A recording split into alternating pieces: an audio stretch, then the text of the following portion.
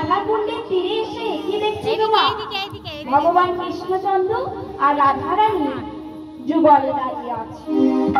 তাই বাবা এইখানে ভগবান কৃষ্ণচন্দ্রের সাথে রাধারানীর সুবল বেশে মিলন সম্পন্ন হলো। তাই সকলে মিলে একবার উলুধ্বনি ধ্বনি করবে, একবার শঙ্খ ধ্বনি করবে, সকলে মিলে। আজ রাধা